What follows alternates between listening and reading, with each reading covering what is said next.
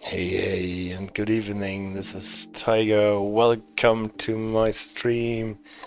Good evening, AJ. Good evening, Donut Diplomat. So nice to see you in the chat already. I hope you were not scared away by my new intro.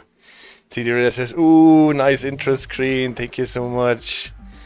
Yes, I built an intro screen because I had to record a video for well, some of the ambassador stuff we will see. It's still in the making, so a bit secret what actually will happen there, but as soon as it is safe to say, I will keep you informed. And I thought let's have an intro to that, so I made a nice tiger intro with some free tiger growls in the beginning. And since we are getting the new Schnellfahrstrecke Köln Aachen timetable next week, this is already announced in the official news, so I'm not giving away any secrets here. I thought we'll take our Baureihe 111 to Köln Aachen. How long did it take you to make this intro? It was actually done within a couple of minutes, AJ, right? I searched some free sounds and I made it in my OBS, so everything, as always with me, it's a bit homegrown, but I like it anyway. And I also like the box under the stream. Yes, thank you. I put it there so people know what is up. And well, the nice thing is that SKR is still my own stuff that I paid for, so I don't need to set any marker. And DLC marker. No, I don't find my stuff anymore here. I've not decided what service yet. I think we should take one of the services that run from see, I've been practicing the Mittenwaldbahn. There will something for next week probably, but Bahnstrecke Salzburg, no. Semmeringbahn, no. Schnellfahrstrecke Köln. Here we are. And we will get a new timetable, a third one for this route.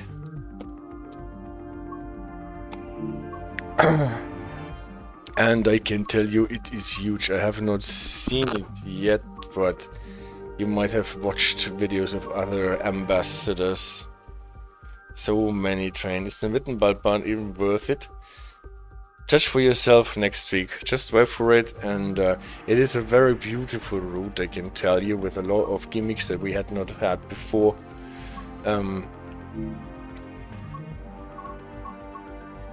But the route itself is obviously with less track than you are maybe accustomed to.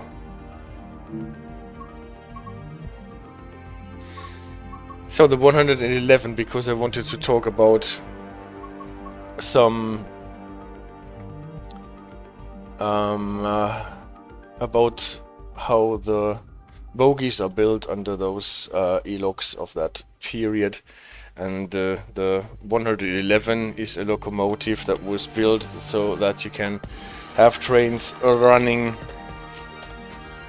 faster than 140. The 110 is limited to 140, the 111 can go 160. And one thing why it can go 160 is because it got new bogies that can actually accommodate that.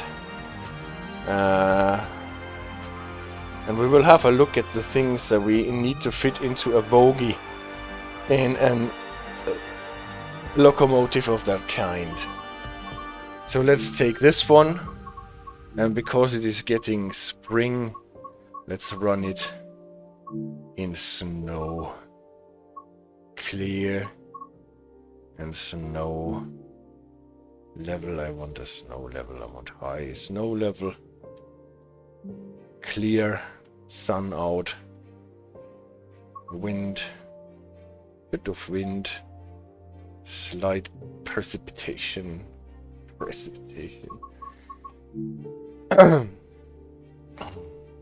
Because it's spring, we're driving in snow, yes.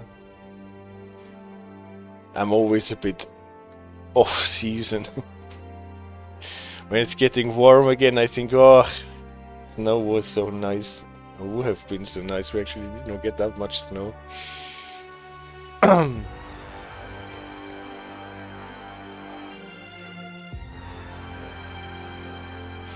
Isn't a 160-kilometer train unnecessary on regional lines? So that it's not the same as with the ICE, where they stop so often with the speed isn't even worth it. Well, I think Köln Aachen is actually one of the lines where it makes sense, especially between Ehrenfeld and Horrem, and then later between Horrem and Düren. There is actually enough room to make it. But the thing is also that the 111 was not built for regional trains, but actually as a Schnellzuglok. Or also as a Schnellzuglok. Oops.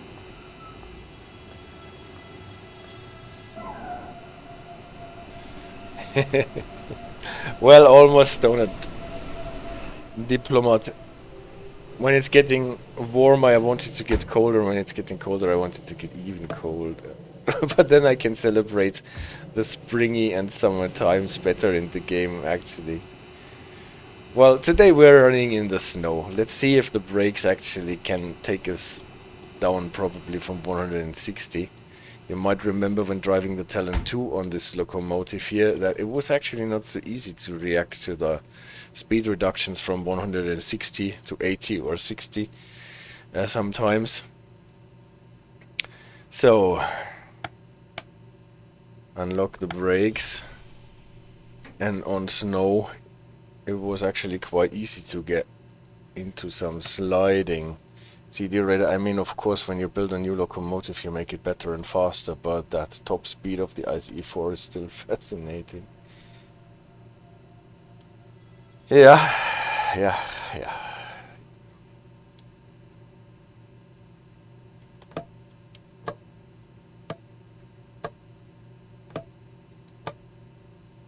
The store control is a bit funny. We closed our doors, didn't we? We did. Door interlock indicator as at the same time ZP. 9 allows us to go.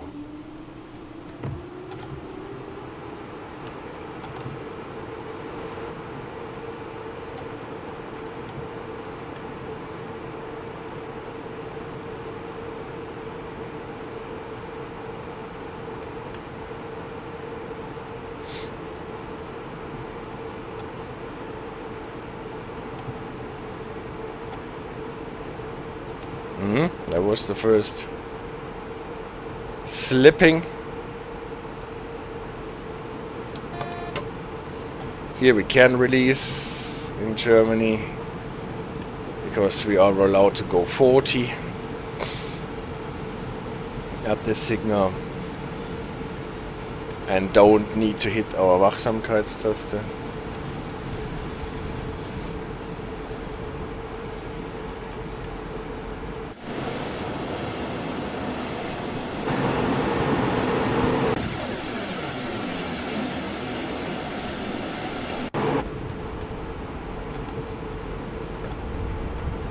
ICEL that's testing has a Vmax of 230, just like the ICET, but it doesn't even have the tilting.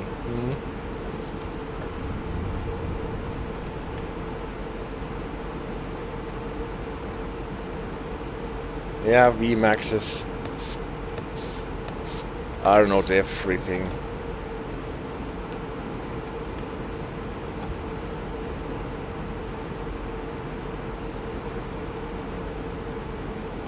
I swear they're getting slower and slower. Well, they are adapting to the fact that they cannot really run their 300 plus anyway. Because everything is getting denser and denser. And talking about everything is getting denser and denser, from what I have heard, the new timetable will be really huge and really busy. Yeah, they can run 250 and sometimes 280. And they do.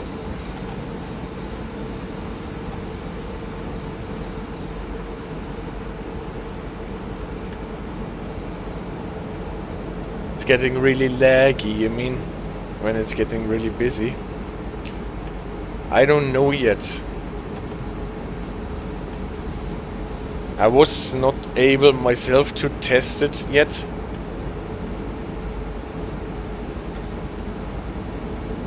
Since I don't have this route on my Steam installation.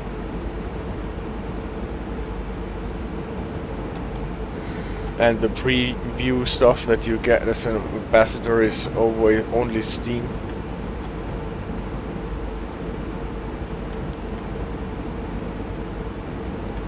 And the whole timetable will be rolled out on Steam first, from what I've heard. So on Epic and consoles, we still have to wait a bit for the blessings of this new timetable. So preparing for stop at Ehrenfeld. Increase to 140 here.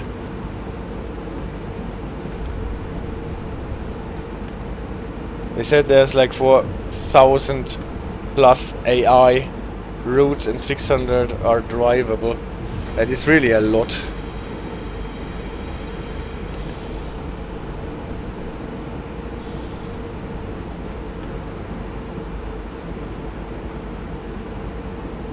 And since it is free for everyone owning this route, it is definitely a nice goodie.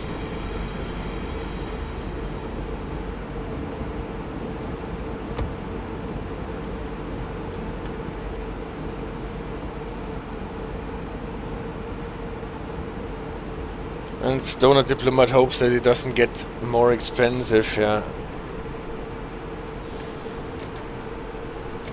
Well, at any rate, you can see that they have three slots for the pricing for routes, so that they can actually differentiate between big ones and not so big ones.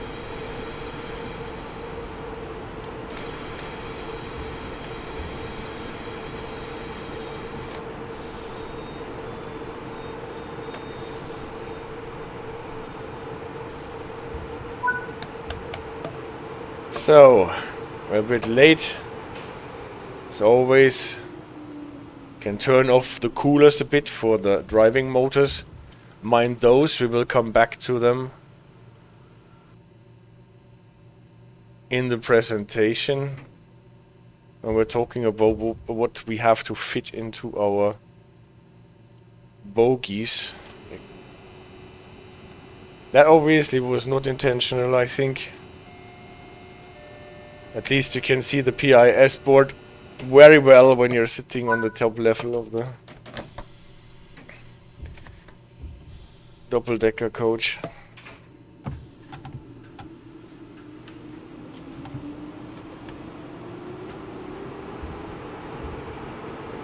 And now we're getting into a bit that we can run with 160. But like it already costs 35 euros, so maybe Dovetail will bless us and not make it more. Some routes already cost 40. Some are still in the, well, 30 slots, the smaller ones.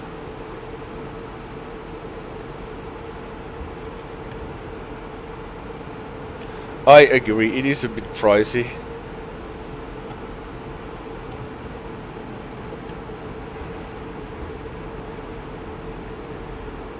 Two routes cost 40, the Dutch and the Mittenwaldbahn. Preston Carlisle also, I think.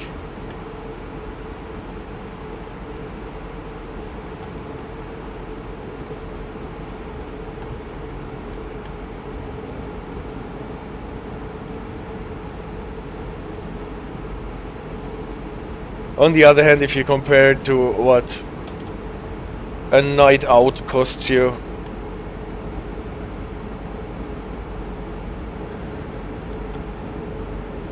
in most parts of the world,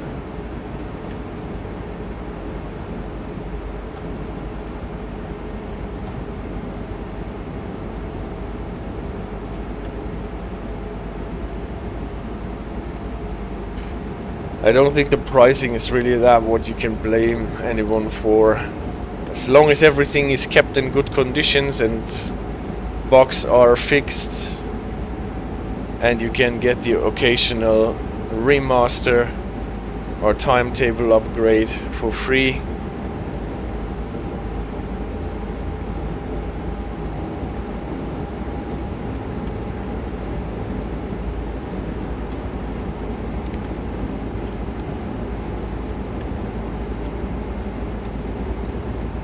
I guess you can't really sell it for less.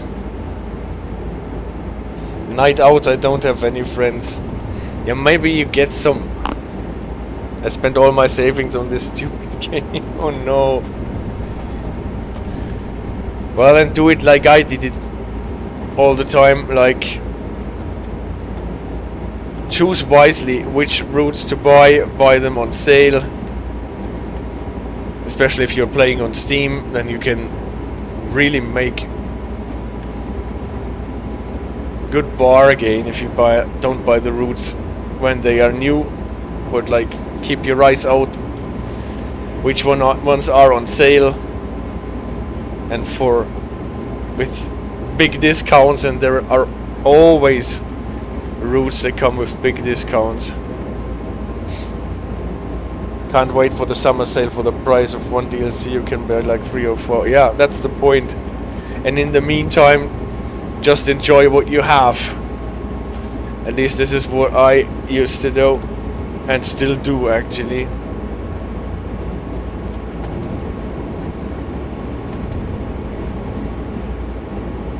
And you have to say that those DLCs are so deep and content rich that you can almost spend all of your free time exploring them. Especially with the free roam feature, you can also access the parts of the track that are not used by regular services. With the editor you can make your own services on those parts of the track. So it's not that you have to buy a new DLC after you played the one before for like 3 hours or so. And you can always come back, and this is something that I really enjoy. You can always come back to the old routes, drive them again. Sometimes with new layers, because a new DLC that you bought now layers into your old DLCs, and so you can fill the time until the next sale. All I do in free roam is go beyond the speed limit and make really long train consists. Okay. So what I do most in free roam actually is to explore the yards and junctions and that stuff that is normally not used, and see how the signaling works there, if there are some specifics, if you can use wrong track movement, and if the signaling actually allows for that.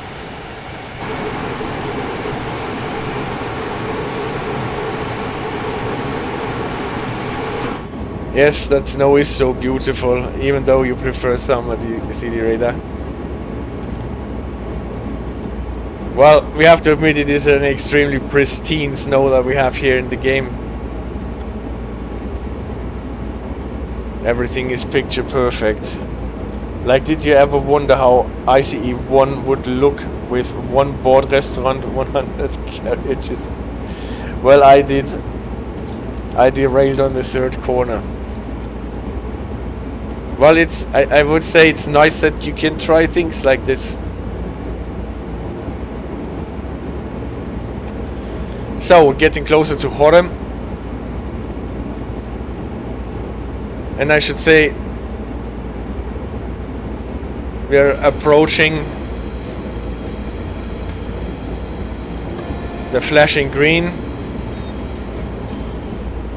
Groen Knippe, as you would say in the Dutch DLC. And slowing down for 160 here.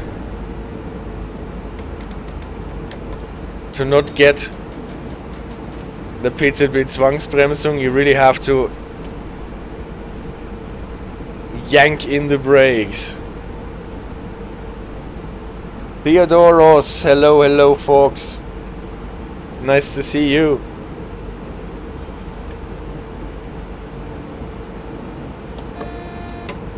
We are preparing for the new timetable that we will be getting on the Schnellfahrstrecke Köln Aachen. At the same time, we are looking at our Baureihe 111, sometimes titled Der Alleskönner, the jack of all trades, and we will check out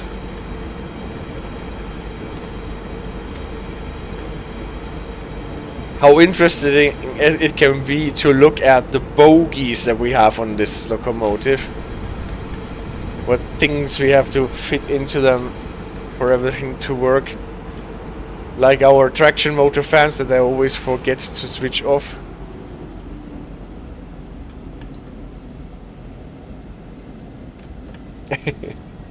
He says sorry for my DB Fernverkehr punctuality.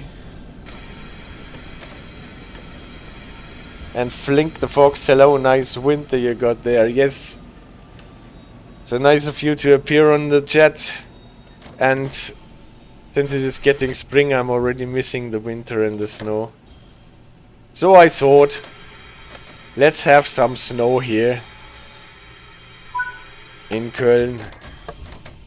Or at the same, at the moment already at Horrem.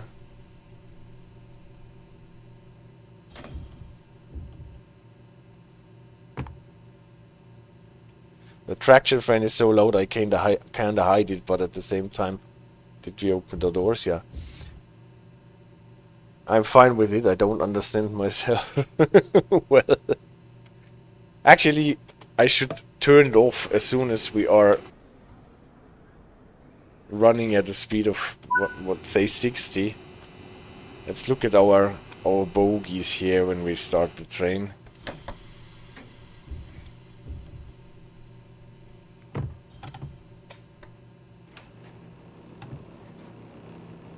Now turn them on.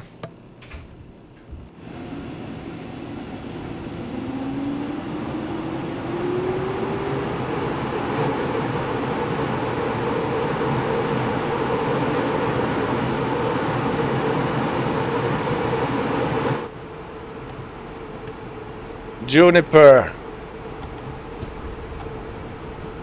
Good night. Drove through Germany today. Weather was great, but roads were shit. All these construction pylons with narrow lanes going left to right had me in a constant panic, but managed to reach a nice destination in southeastern Bavaria. Happy to catch the stream. I'm happy you caught the stream, and that you managed our roads here in Bavaria. Southeastern Bavaria. So this is the Rosenheim-Traunstein area, more or less, or at least not so far away.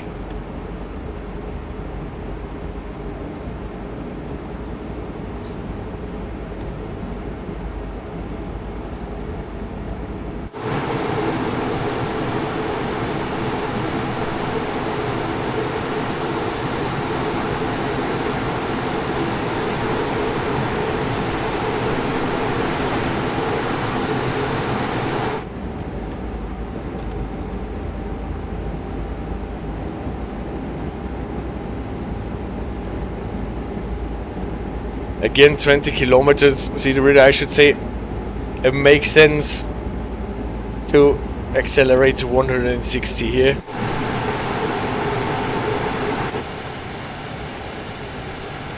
Czech Austrian border. Alright. So a bit more to the east still.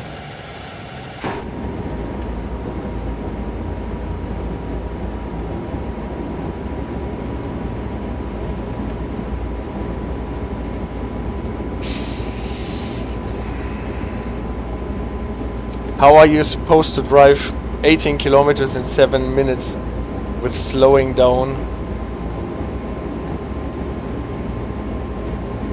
Slowing down sharpish, I should say. Accelerating and slowing down sharpish. Yeah, but of course you are right. The timetable is sometimes a bit ambitious.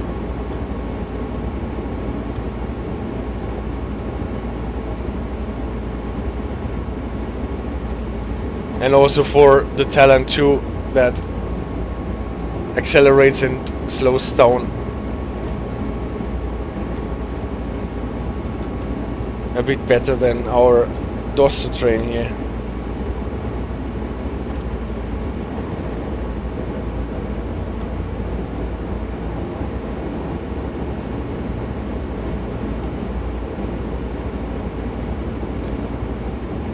And Theodoros, also I have question about the combined mixed regional and high speed line.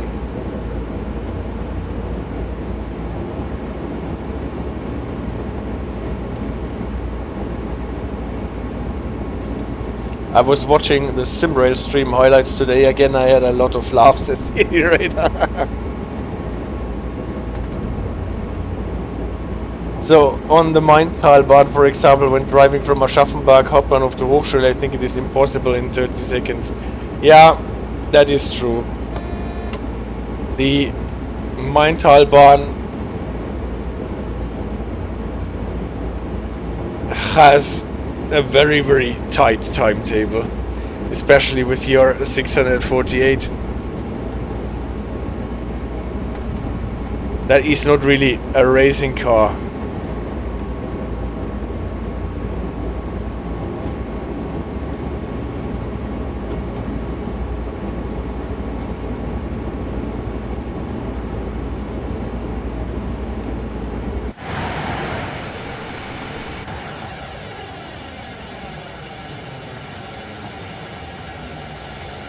How beautiful everything is with snow.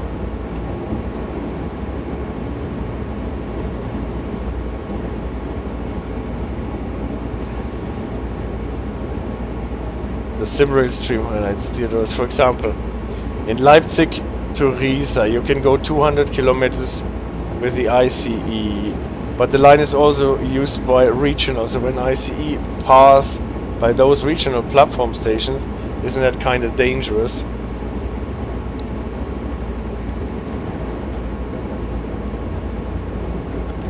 This is actually something that I am not entirely sure of. If you have platform passings with 200.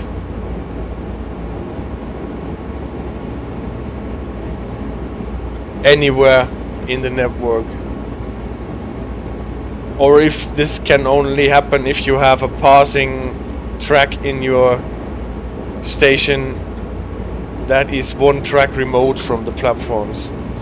And Donut Diplomat, especially when the D0 has such bad brakes and acceleration.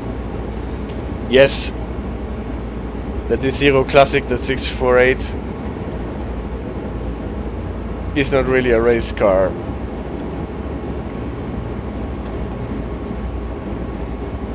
Pocket Snickers, hello. Do they sound the horn? I know there's Amtrak where they pass super fast, and I think they do. Not in Germany. They only sound the horn from what I have seen. If someone is walking across the white marking at the platform. But normally they don't sound the horn at the stations. Train Sim Classic under LCB on that section, he went 200. Well, I was wondering if things like that happen in real life. I have never seen it in real life, actually.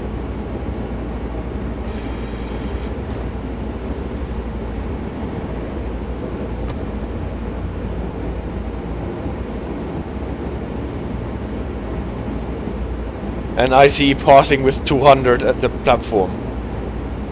But I don't know if it is actually not allowed or whatever.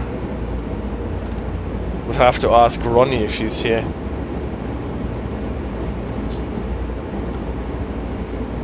The obligatory horn test once a day outside populated areas.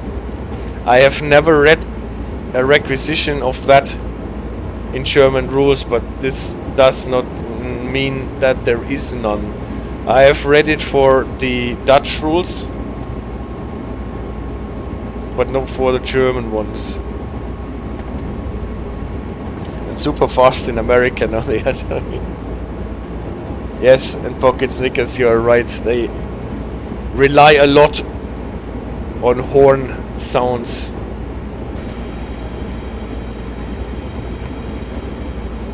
So, at Düren we will probably be routed out with 60, so we have to slow down pretty much.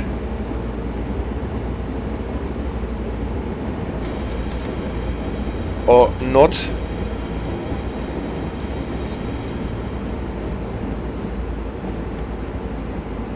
Or not. We have to slow down anyway. Sharpish. There's one high-speed line of Amtrak. How are you gonna stop?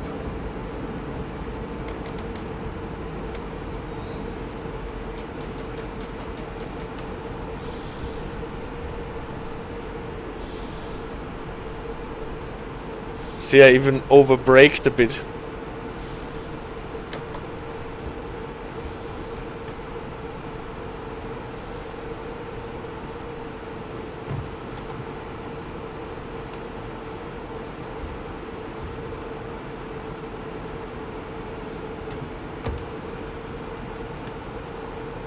The thing is, I don't know how that feels for passengers on the train if you brake like this, like yanking them in with notch 6. Also adding the e-brakes.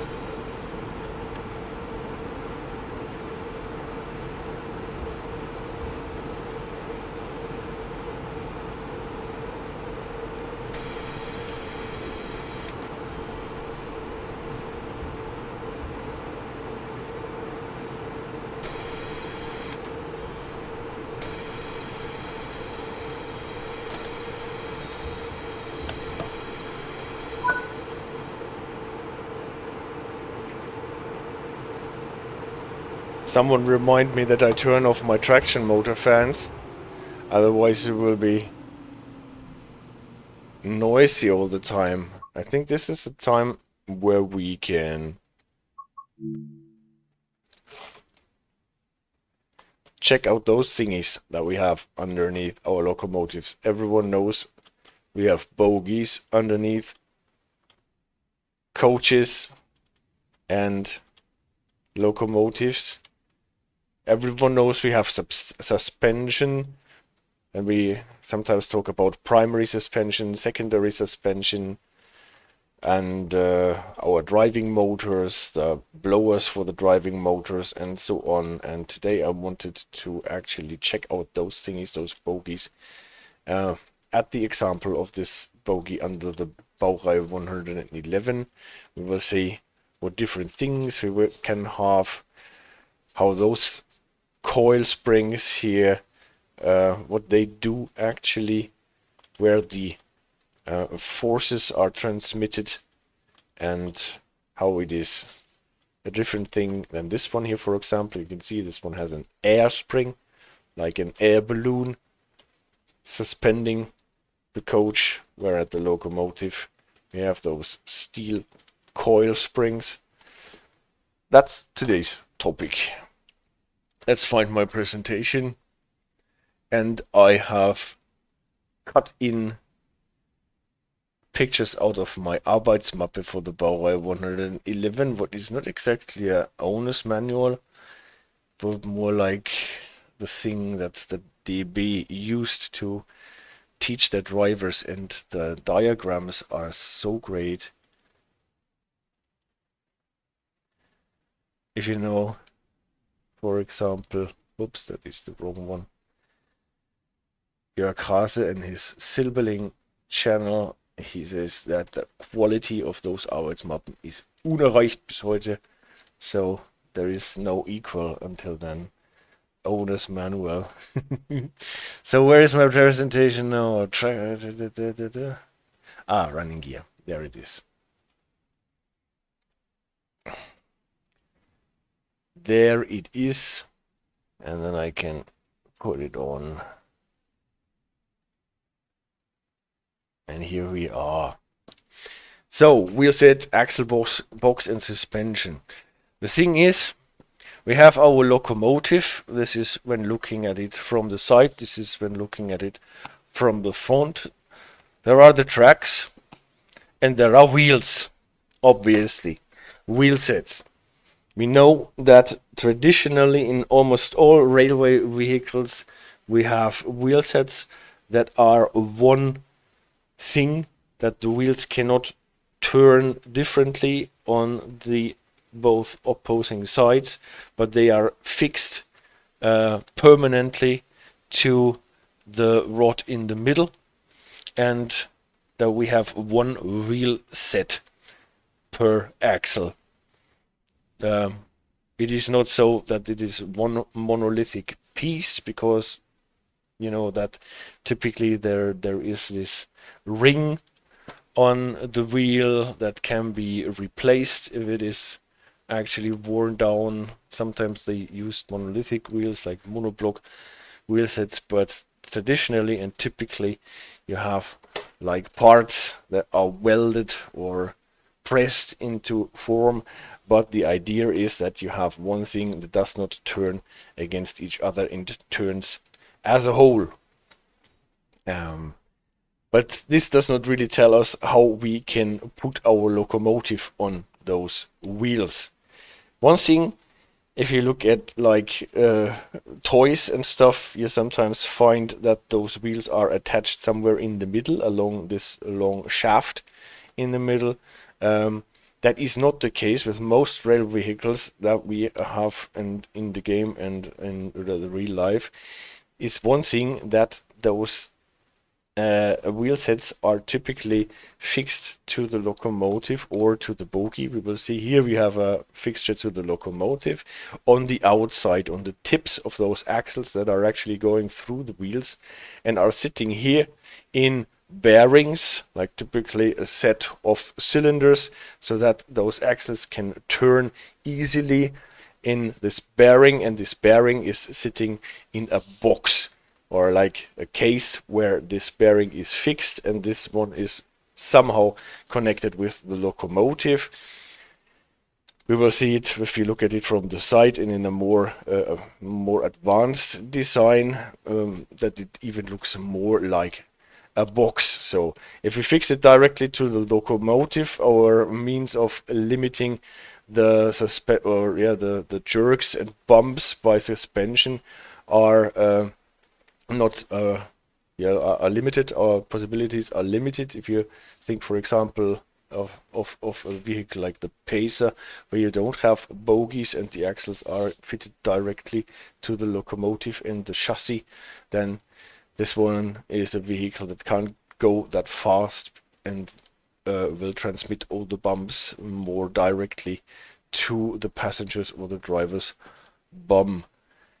So one thing is suspension, and another thing is flexibility. Obviously, if you have bogies that can turn underneath the locomotive chassis, then you can go better around bends, because typically we have talked about this when we talked about couplers, those wheel sets are traveling to the left and to the right, like in a sine curve, and in a bend of the track the wheel will travel in a way that on the inside of the bend it will travel on the smaller diameter, on the outside of the bend it will travel on the larger diameter of those thatched wheels, so that actually there are no slips and still the wheels can turn with the same speed and get around the corner, so that the outside wheel can travel a longer way than the inside wheel.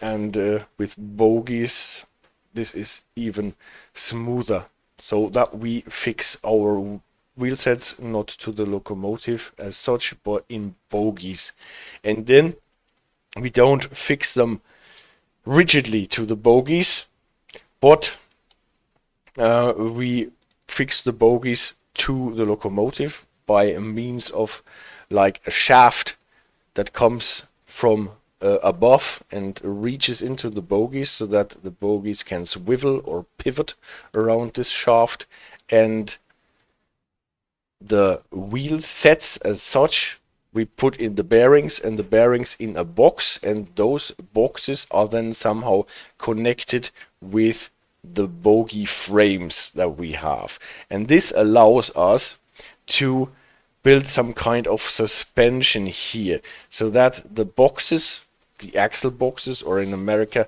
they are sometimes also called journey boxes, they can hold the wheel in place but are not necessarily rigidly connected to the bogie frame, but can move a bit up and down and back and forth, so that the wheel set can adapt a bit inside the bogie with a limited way obviously. And what did you say, CD Radar? Nikolov? Never mind. Alright. Yeah, those things can move, and you can build a suspension here, and that is then typically called the primary suspension, the suspension between the wheel set and the bogie, so that not every joint and bump that you run over in the track gets transmitted in the end to the passenger or your own bum, but is somehow cushioned here. I've drawn one of those bladed springs that you can find especially on freight cars or older vehicles, not the coil springs that we have seen in the game here. So there are different varieties to do it, but this is typically what they call the primary suspension between the axle box and the bogie frame. This is why sometimes those fault detectors on American lines are called hot box detectors, because if the bearings in the box are faulty and the axle is not turning properly in the bearing anymore, it typically gets hot, and then the whole box here gets hot, and this is what those detectors are supposed to detect and somehow transmit to the driver, so that they can stop the train. And yeah, if it is still possible to prevent disasters. So those are the boxes that can get hot and can detect it with hot box detectors. And here sits the primary suspension. What is the secondary suspension then? Secondary suspension is the suspension between the bogie frame and the chassis of the locomotive. In German they call it the Lokkasten. Typically they have on the underside like steel beams, Brückenträger on the B111, and those are welded together so that they cannot move in itself, but they are cushioned against the bogie, so that you have two points where your suspension can actually attack. One thing is between the axle and the bogie frame, and then again between the bogie frame and then the suspension, and then typically you have a tertiary suspension that is in your seat, so that the jolts that the locomotive gets are not transferred completely to your bum, but your seat has also a spring in it, but this is normally not in the catalog of suspension when you talk about locomotive suspension. So what else do we have to fit into those bogies here? Obviously our driving motors, because on electric locomotives we have electric motors that sit typically on the axles, and on the BR Baureihe 111, like on many other electric locomotives, you have drives that are called quill drives, because there is like a pipe that covers the whole axle, so it goes around it, and on this pipe there sits the contraption with the driving motor. And driving from here, we will later see a diagram from my Arbeitsmappe where you can see how this driving motor actually works and how it transfers the driving power to the wheel set. So this is why we cannot really have anything between the two wheels, like brake discs or the fittings for the bearings and such. It's a good thing that we have the axle boxes on the outside of the wheels, because we need the inside for our traction motors to drive those axles. And because it's getting hot, we need to have an air cooler, and this is what is so loud. And Donut Diplomat said he does not know whether he likes it or he hates it. At any rate, we need to cool those driving motors, and this is why we have those driving motor cooler fans, and they are sucking out the air and blowing it typically out of the roof or on the side or wherever. On more modern locomotive this works automatically, but on the Baureihe 111 we should do this when starting our engine and driving away from the station. So this is the point where they get hot a lot, and this is even more so if we have the rheostats for the dynamic brakes. Talked about this in the video about the dynamic brakes, like those coils of electric wire where we turn all the energy that we draw out of the wheel set into heat. If we have them also located at or around the driving motors, then we need to cool those parts too, and then we need some effective coolers to do that. Like on the oldish American locomotives, you had those big rheostats more or less underneath the roof with the fans on top of it. And here we have, at least this is what I was able to read, ein Bremswiderstand, a rheostat connected with each and every of those four driving motors that we have on the four axles of our Baureihe 111. What else do we need to fit in? Obviously the brakes. So also the brakes need to fit into our bogie. We can't really have brake discs with a setup like this, so we need to have brake shoes with brake pads pressed against the wheel from both sides. We need a brake cylinder, typically one brake cylinder per bogie, and we need all the brake rods and all the gearings and whatever we need to transfer the mechanically thing from the brake cylinder into the brake rods and the brake rigging, so that we can get the brake shoes and brake pads against the wheels. Then we need the sanding equipment. You know, sometimes we need sand, especially on conditions like we are running in today with snow and ice and cold rail. Then we sometimes need to throw sand for accelerating or slowing down, and the sand obviously needs to get to the wheels.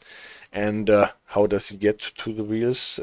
On the bogies, and we will see that in our Baureihe 111 we have the sand boxes connected to the wheels directly. Sanding equipment needs to be there, and then even more stuff like sensors for the wheel slip protection. Light shoots needs to be sensors that can actually see how fast the wheels are turning. So especially if you don't have a mechanical wheel slip protection system but an electric one. Then for the SIFA needs to know how far the train went, if you have a weak SIFA in any way. and we need it for the PZB, obviously. Then you need to ground the train. We have seen this in the video about the tap changer. We're getting our energy from the overhead catenary and sending it back through the rail. So we need some wiring and resistors or whatever that make sure that we can safely ground our vehicle through the bogies. And also on those bogies, what we have is flange lubrication. That is a device that puts oil on the inside of the flanges. The flanges, the Spurgrenze, those thingies that are longer than the rest of the wheels, so that the vehicle is kept from running off the rails. And see, the rail says no, and if you are a first generation M1, all your bogies are probably cracked by now. Maybe. Yeah. All this stuff needs to fit into those bogies, and they need to be able to do this reliably for a long time and with high speeds. And how this is done on the Baureihe 111, I want to show you with those great drawings and diagrams from my Arbeitsmappe. So here you can see the bogie from looking at it from the side on the top, and from looking at it from top to bottom on the lower part of the picture. The bluish thingies, and also what is shown in blue is the steel bogie frame, like welded together with two beams running along the length of the train, and three of them across, so that you have this little wagon underneath your locomotive, the bogie frame, and everything else is fitted to it. Here, those yellow thingies, we will see them in a bigger thing in an instant, are those axle boxes, more or less.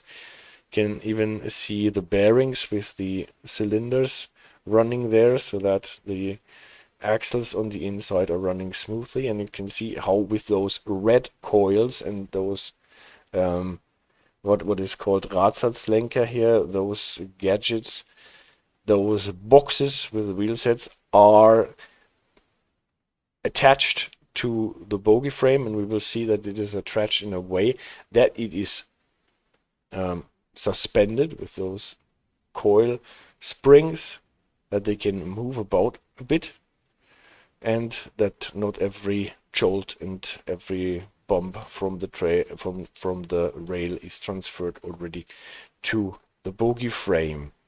The green stuff is what we have talked about, the air cooler installation surrounding the driving motors, and maybe even maybe also the resistors, the rheostats for the dynamic brakes.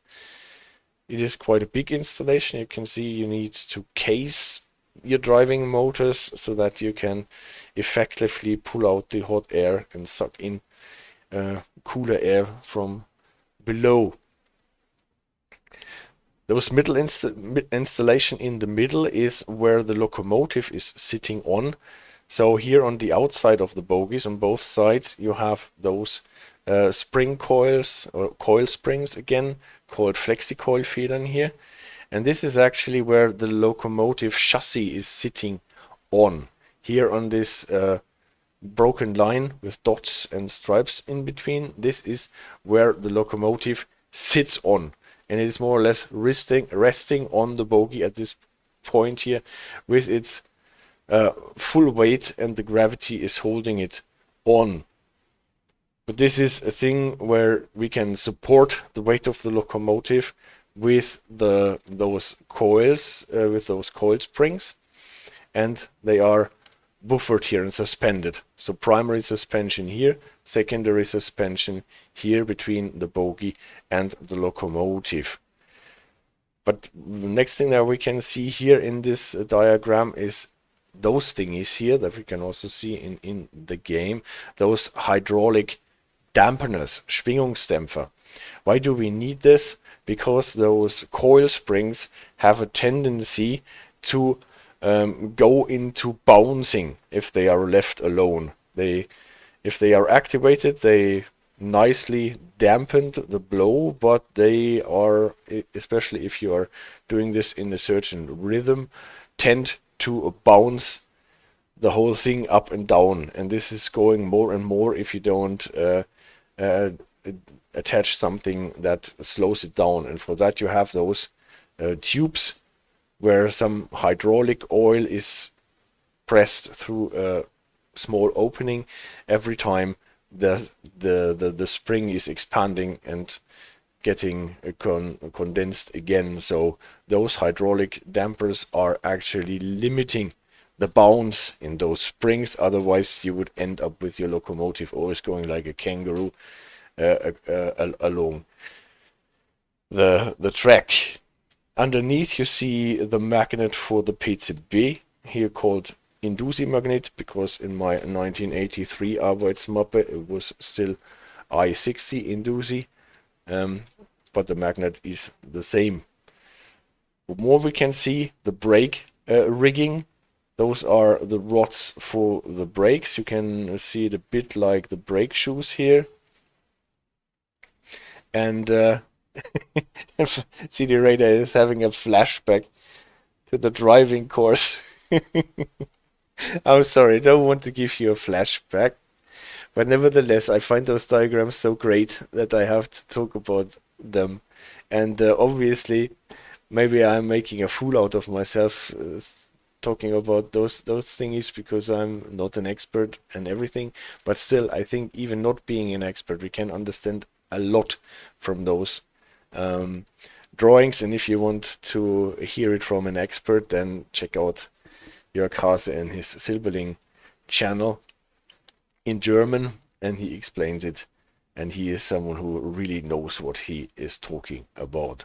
So back to our brake ragging. You can see the brake cylinder is sitting here. You can also see it here, sitting more or less on the outside of the bogie, and activating here those automatische Bremsgestänge-Steller, so they adapt automatically to the wear and tear of the brake pads here, and so that you can have more or less the same brake effect even though your brake shoes are getting worn.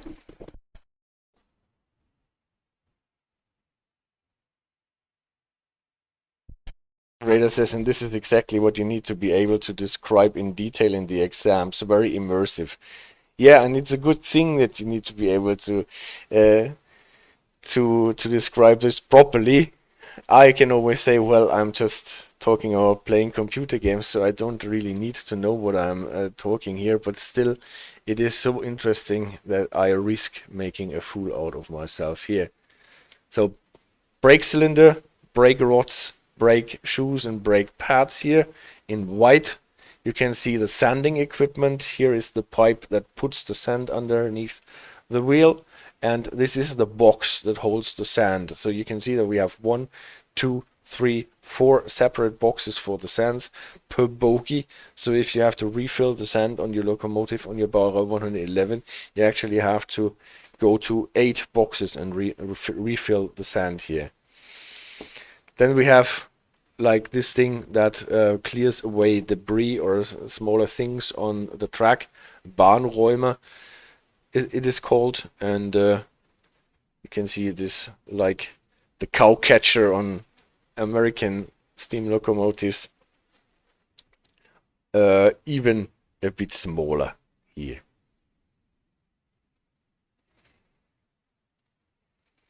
So did I get to everything? Almost. Not so much where I did not go to this thing in the middle, actually. We will talk about this when we look at it in a bigger picture, I think. Theodora Siemens Alstom Engineer Entrance Exam Basic Level Test. Okay, let's look at the boxes, the axle boxes. Achslager Radsatzlagerführung und Radsatzlagerfederung. Radsatzlagerführung ist, Radsatzlager is the axle box, Radsatz is the wheel set, the lager is the bearing and the box, and the Führung is how it is connected to the bogie frame, and this is the suspension for it. So the yellow thing is the axle box, journey box, and you can see that it is fixed in this interesting form that looks like a step here. You can see that this one here, this one thing that connects it, this one Radsatzlenker is on the lower part and the other one attacks on the upper part. There is a bit of rubber inside so that it can move around a bit, but not too much. And with this kind of attaching it, we have a certain form of this Radsatzlagerführung, what is called a Lemniskatenlenker. Lemniscate is something like a geometric form that looks a bit like an 8, but that is created if you have something that is fixed here, so that the middle of this thingy here can move in a way that resembles like an 8 a bit, but exactly it is not an 8, but it is a Lemniskate or Lemniscate. And this thing was actually new. It was not like this on the Baureihe 110, and is one of the things that allowed this bogie here to go up to 160 kilometers per hour. And then the coil springs here that dampened the movement from up and down. Here you can see in the middle that there is an emergency connection, so in any case that the coil does not work anymore, then the axle does not fall out of the bogie, because it is connected here with this shaft and this disc that holds it in place and allows only a certain amount of play, like 30 millimeters up and down, and then it is limited. You can see again those hydraulic dampeners that we always find, or usually always find, if we have those coil springs, because the coil springs tend to get bouncy, and so we need to counteract this with our hydraulic dampeners. Yeah, that is one thing here. So the axle does not fall out of the bogie in case the locomotive is lifted with the crane. We have this thing here, and they are held in place here.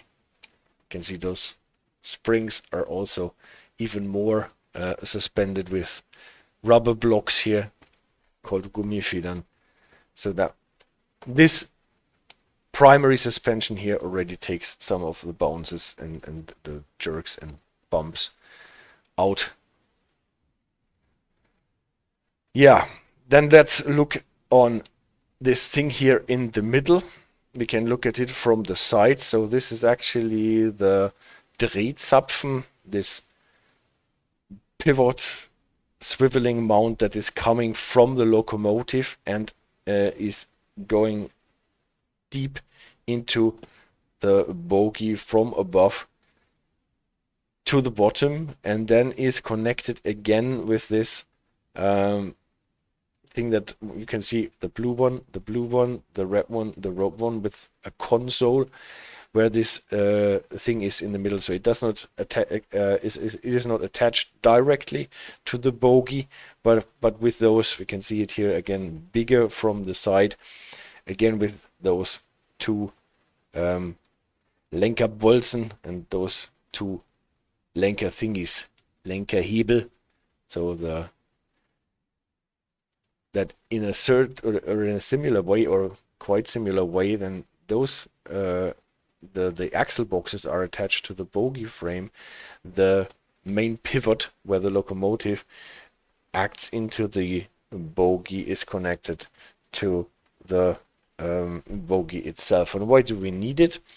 If we only had this on the side here, where the weight and mass of the locomotive is carried by the bogie, we could not transfer acceleration or braking momentum. Just imagine we only had those coils and our driving motors are starting to turn the wheel sets. The driving motors are turning the wheel sets. Wheel set is attacking at the track, is pulling. Then the wheel sets are pulling here in the bearings, in the axle boxes. The axle boxes are pulling at the bogie. The bogie is pulling.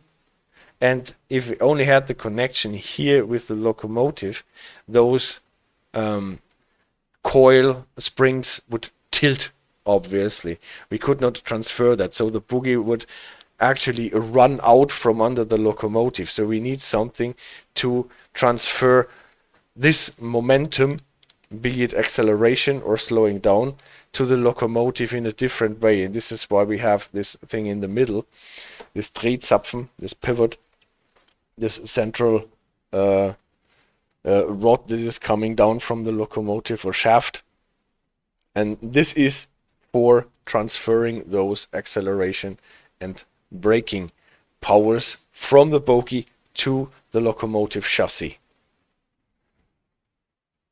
So on the outside, those coils are carrying the weight, and on the inside, this shaft is transferring the acceleration and the slowing down forces.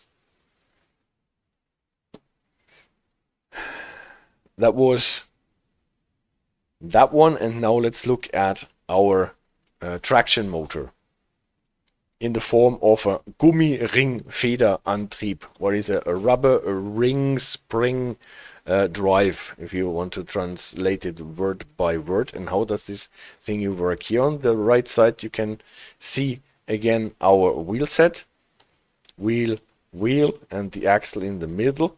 So this gray stuff is our wheel set. The bogie frame you can't see at this point, also not the bearings and the boxes. Donut Diplomat got to go study. See, yeah, see, bye bye.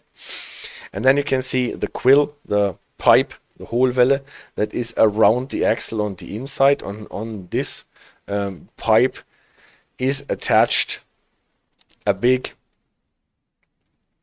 cog.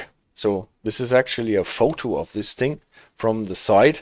This is the wheel, as you can see. On the inside you can see a big cog here, the Großrad. That is the green one. Obviously here you can't see all the teeth because we are looking at it in a cut way. And this one is connected with the Hohlwellenkörper, but also connected with the wheel set. On top we can see our driving motor. Not here in this picture obviously, but here we can see the driving motor, that top part here. So this shaft in the middle is actually turned by the electric energy that we are sending in.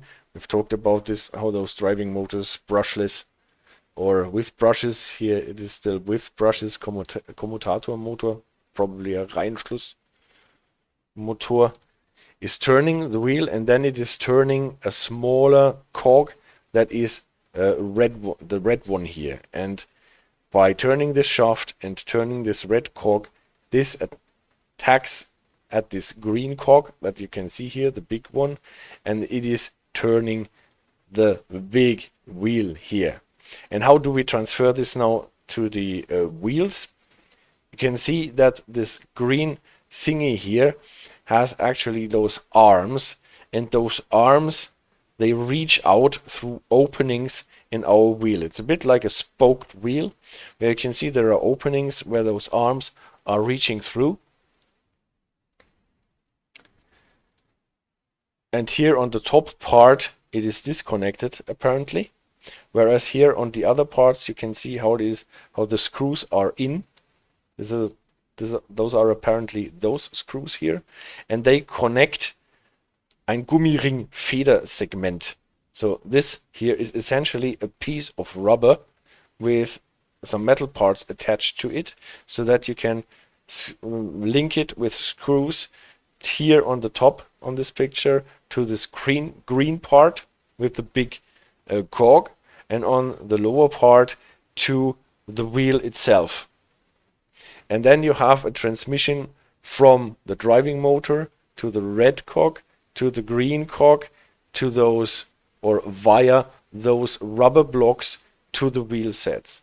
And this is how you can turn your wheels with your driving motors. And at the time it is dampened a bit, so that not every jerk goes onto the wheel and vice versa to the motor.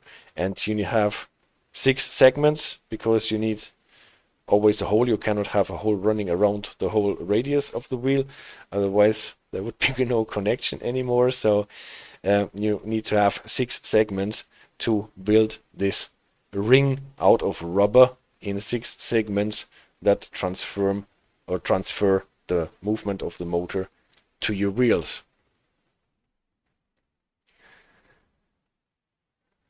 Yes, I think that's it for today.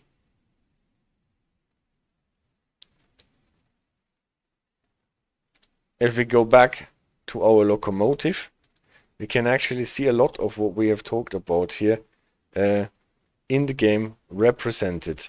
Like, here is this cowcatcher equivalent thingy, the Bahnräumer. You can see the brake rods, den Bremsgestänge-Steller. Can almost see the brake cylinders. Almost can see a bit like the brake shoes attacking. You can see those coils for the primary suspension. You can see the Axleboxes with the bearings inside. You can see that there are things connecting to it for the wheel slip protection system, for the grounding. You can see the sandbox here. Here you can see the coils where the locomotive chassis is sitting on. Here on this Anschlag you can see the hydraulic dampeners. You can see where the coils are sitting in, all that.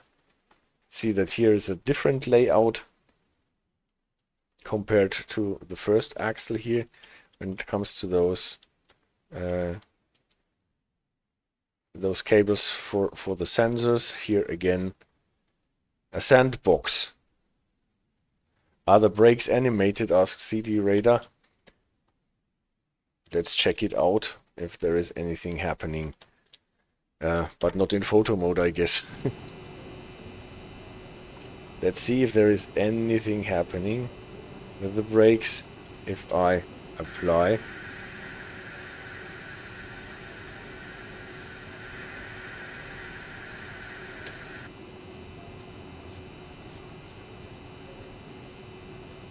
And if I release again,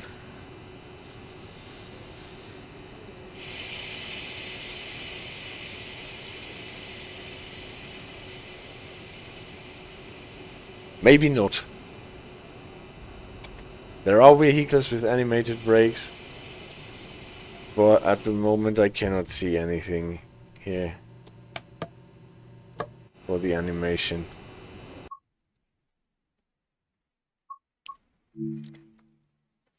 Back to our photo mode. Let's see if we can find... Oh, we can actually go underneath it in photo mode. Just have to change the focal point a bit.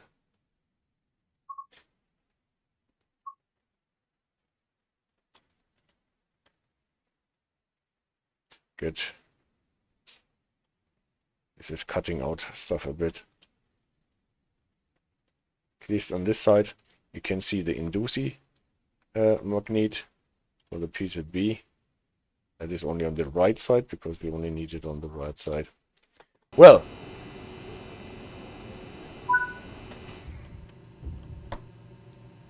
then let's go.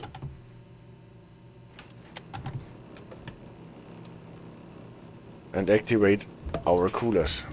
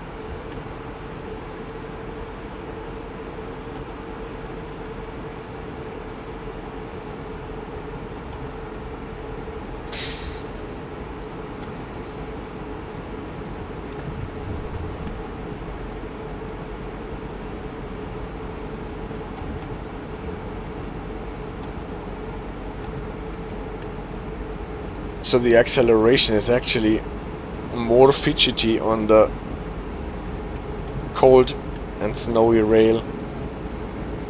The braking is easier.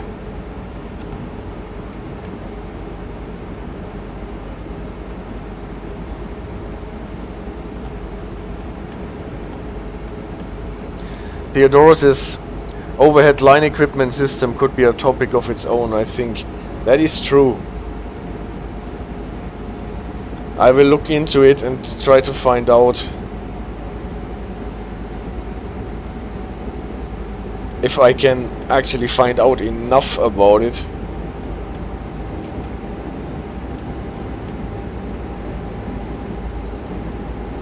To say anything halfway reliable.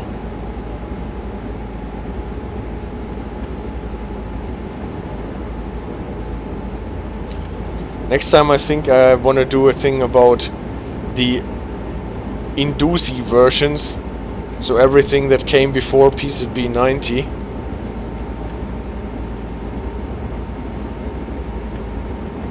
What is nice because the Baureihe 111 in the Mittenwaldbahn is using I-60 Indusi 60. So maybe this calls for looking into the differences here.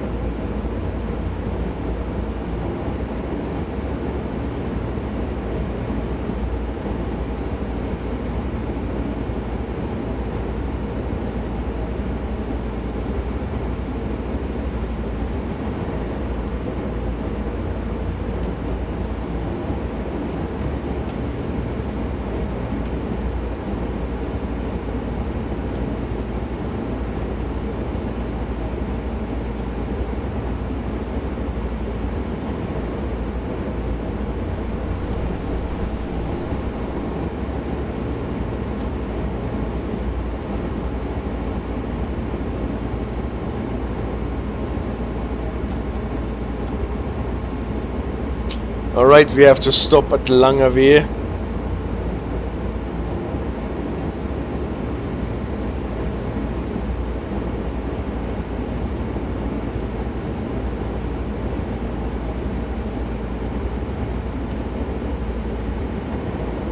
Now comes the part with the more frequent stops.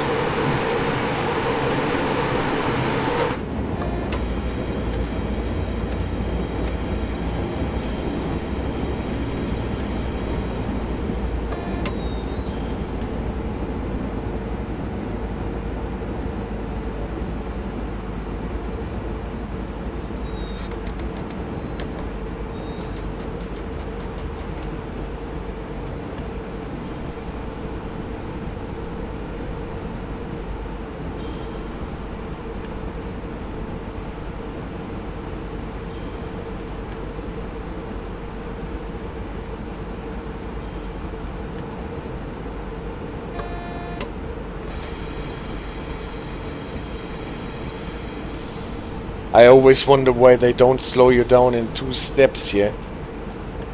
Like from 160 to 80 or later than even 60. In 2 blocks. It is possible to first slow you down to whatever 120 and then to the 80. It will be a bit less severe. And again I forgot my blowers.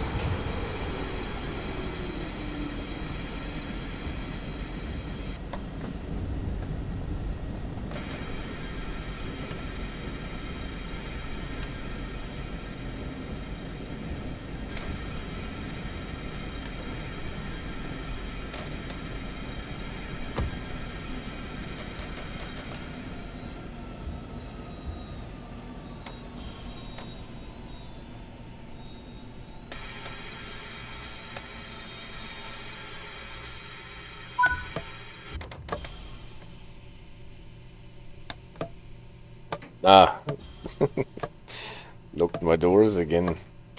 Of course I need them unlocked.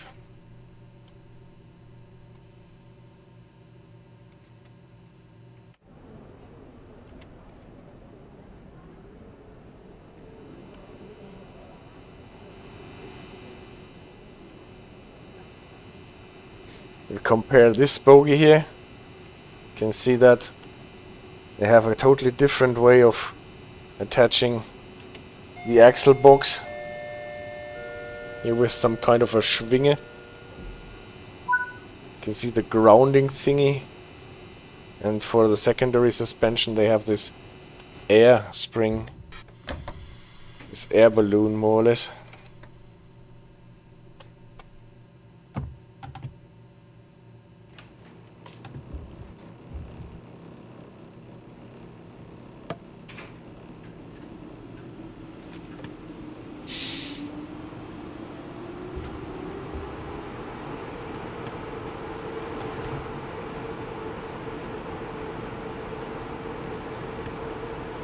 One thing when driving the 111 is that you can actually switch up by just one tap, by tapping the A key. Then it does not get stuck at the run up position, but switches up one tap anyway. But it's really cool. Thank you so much, Vitaly, for this tip.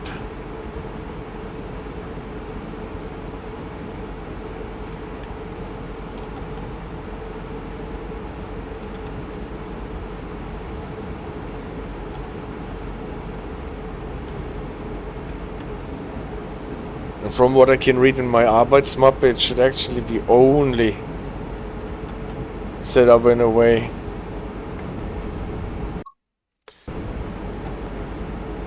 that it always falls back to hold. Whereas in the run down it should stick.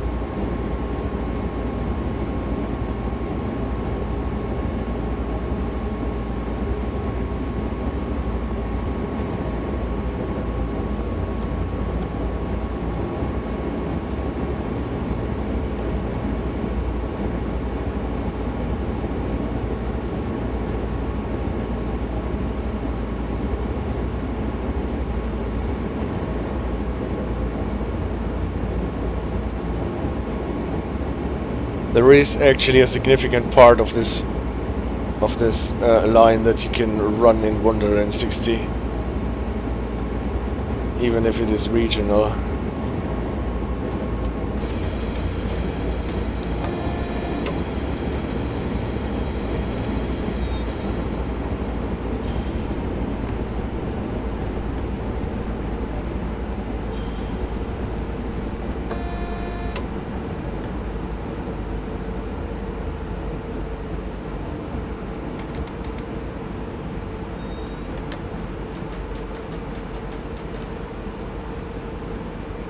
Yeah.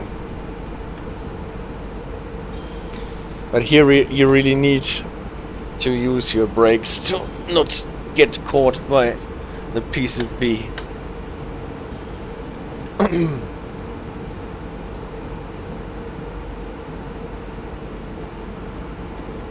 Just burning 100 kilometers per hour from 160 to 60 is quite a bump.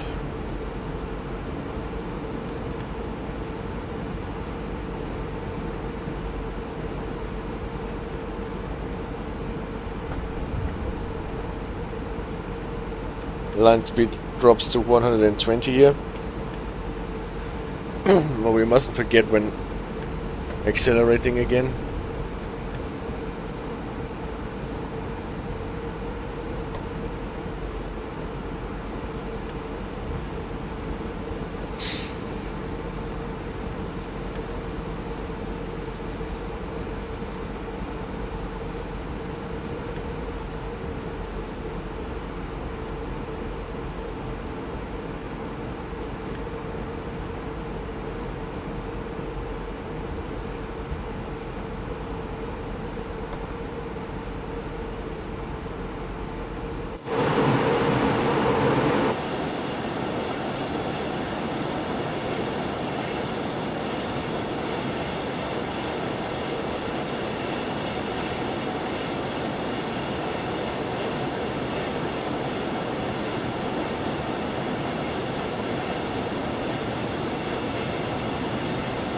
Let's see if I can stop the train with this camera.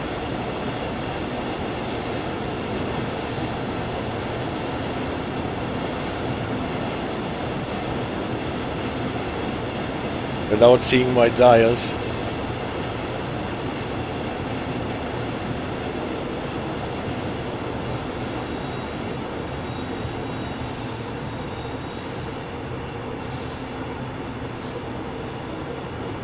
It's getting dangerously close to the red signal now.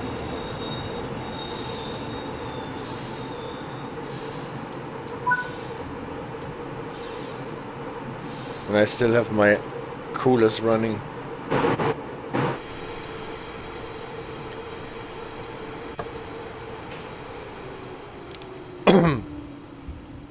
Can't even see my signals here.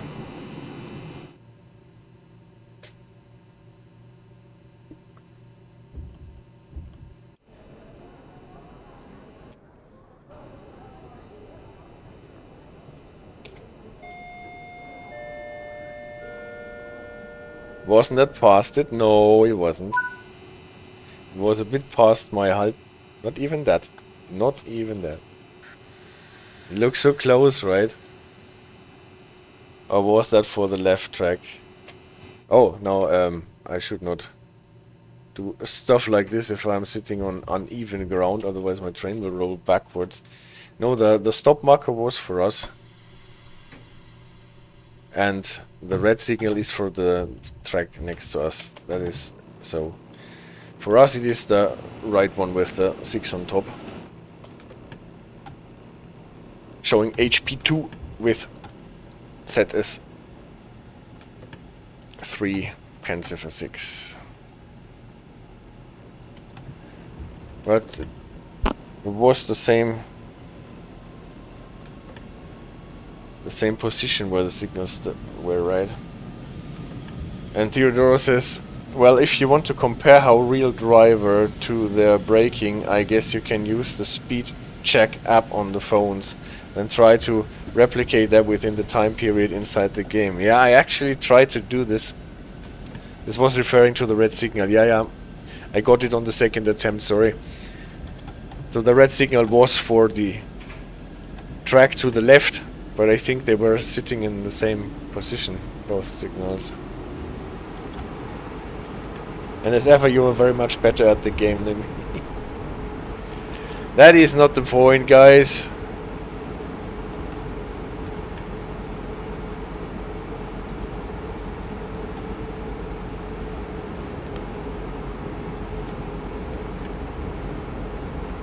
With all the weird stuff that's going on in the world. it is getting more and more clear that being better than other people or other countries does not really help a lot.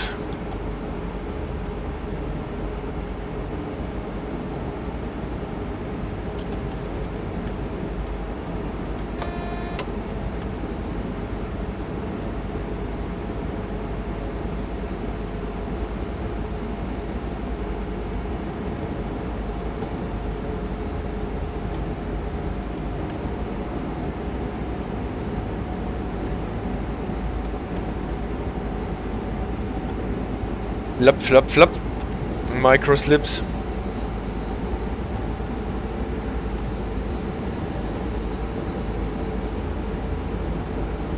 Can adapt to the 110. And that comes here. And pocket snickers, I'd say it's fine to be better at the game when you also do tutorials like you do. Okay, I accept this.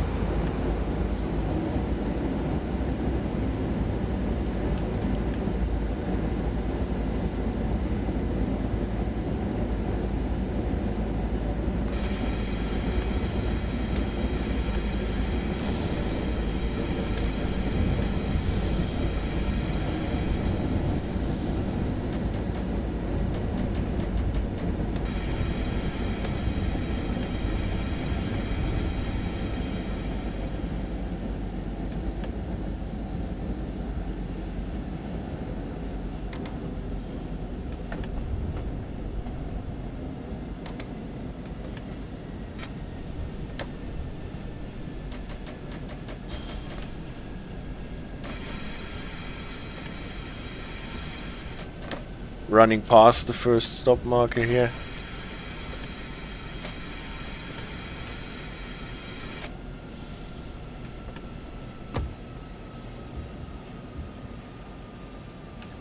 At some stations, you think the train will never stop.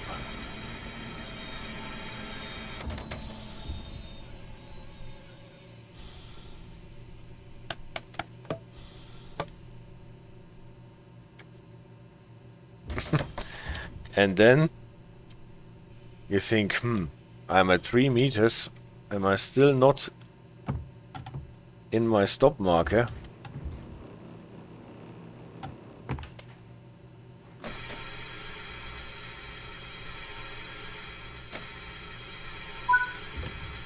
Okay, they like it precise here. Oh, thank you. You're adding values as pocket snickers.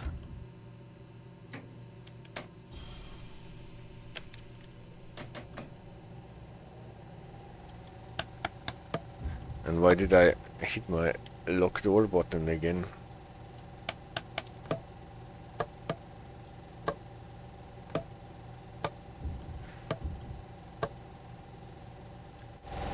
Getting a bit confused with my doors today.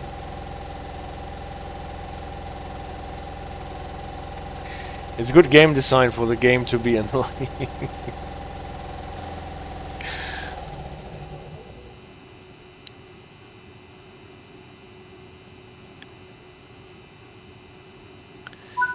So, let's get out of here again.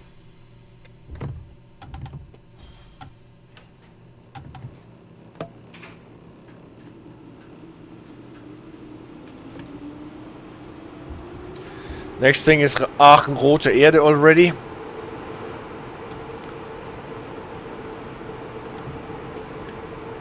Bakerloo has a dozen of these, where you have to be on stop, on point, and yeah.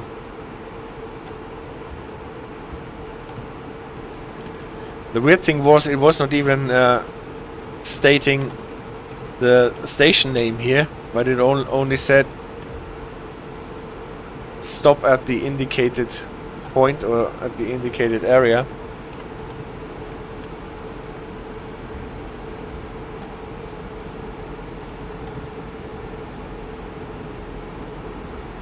What we didn't see was the increase to 140 line speed somewhere in the station. But I'm quite sure it increased. Yeah, it did. So we can go the last leg with 140.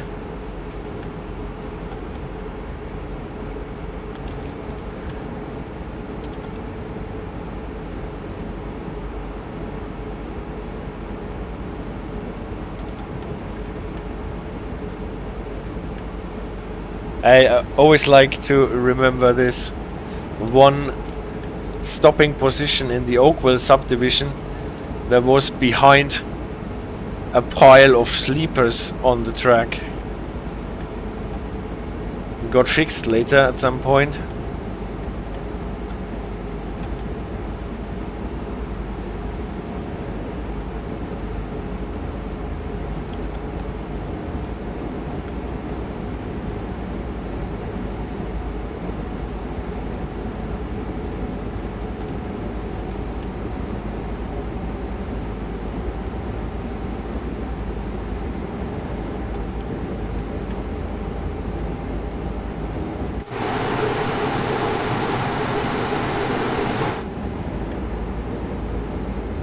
Theodore says, mentioning the blowers, that what I take as a cue. Don't know how bad they're in real life, but in Train Sim World and Train Sim Classic, in my opinion, the ICE one blower fans are super loud from exterior.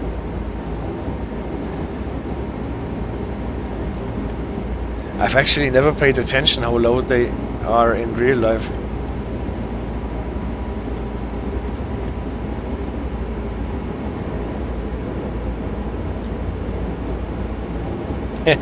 Pocket Snicker says DGG is a great depth, we're not allowed to say otherwise. They are a great depth.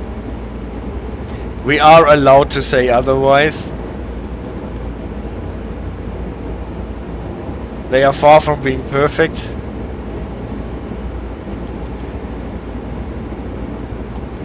And it will be interesting to see how much we can actually do as ambassadors to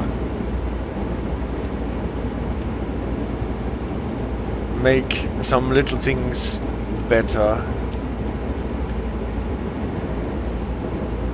But all in all, I would really say, without irony and sarcasm, that it is a great developer.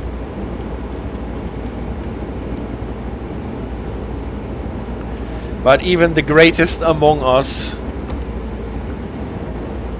have no reason to sit back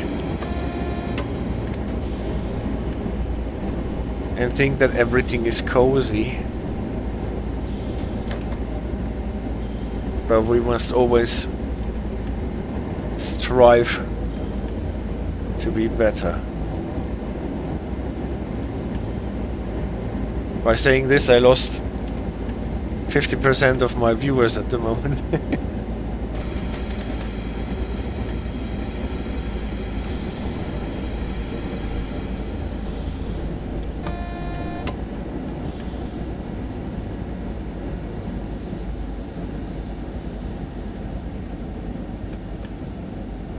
Rothe Erde, red soil.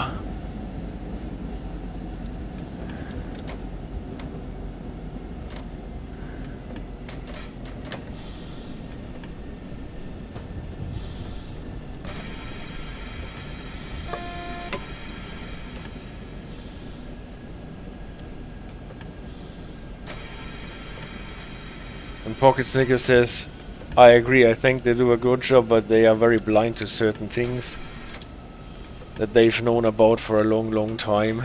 Yeah, well.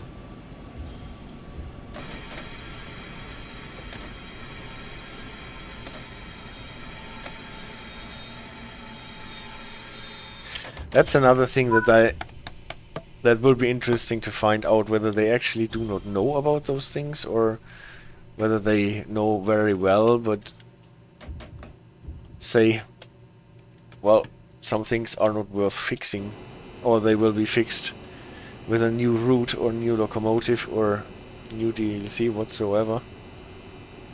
or in a remaster.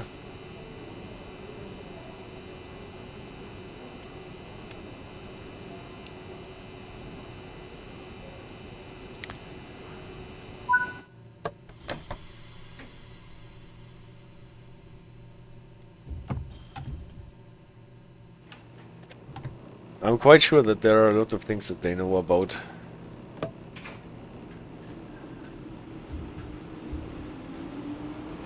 I watched like 100 hours of the dev meetings.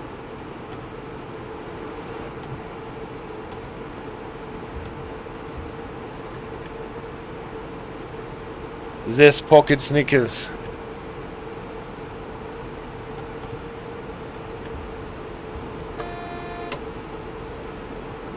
So, restricted 1000 Hertz, not faster than 40.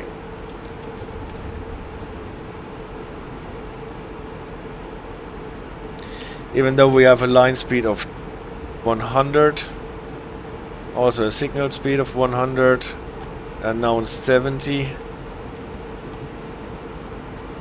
But we can't release at the moment because the yellow 1000 Hertz lamp is still on. 85 is flashing. No, it's not a restricted, what I'm telling you. It's just a normal one. We can accelerate to our 70.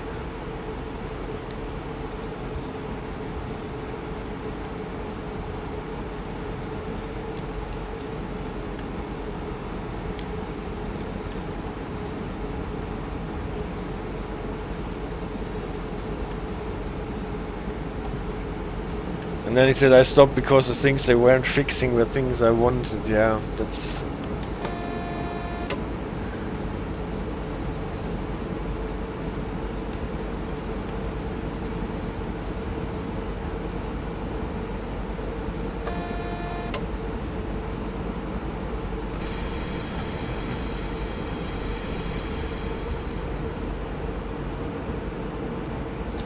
Slowing down to 40.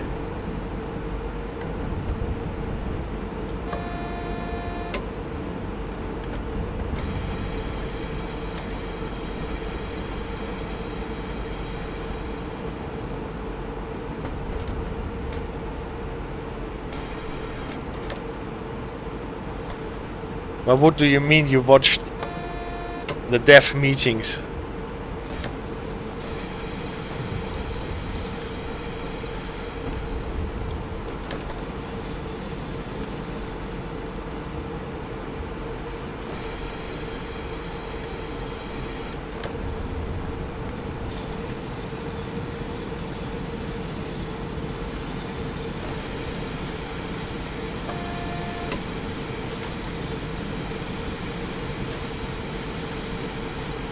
Ah, they posted YouTube videos about it, I see.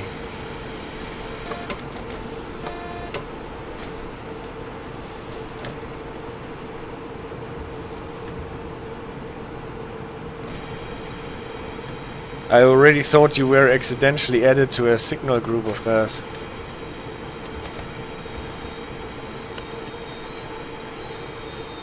Yes, I am stopping, CD Radar, you're right. They were trying to make it right with the community, I see.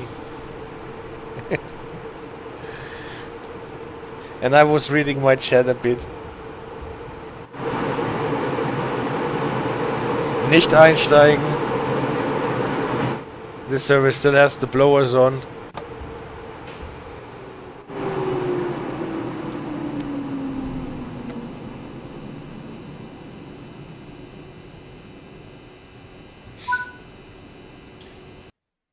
Nobody at DTG has ever heard of users pocket Snickers.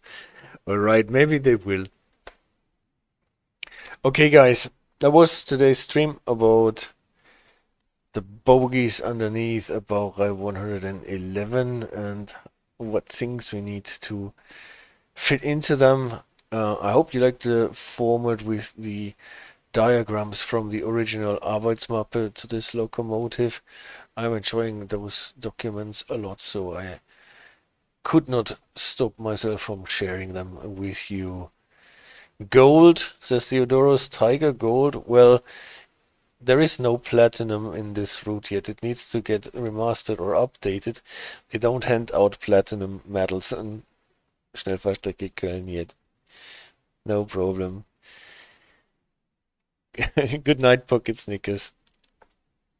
And cheers to you as well. Next week, if I get around to doing it, Mittenwaldbahn with the old version of the 111, the TSG version, and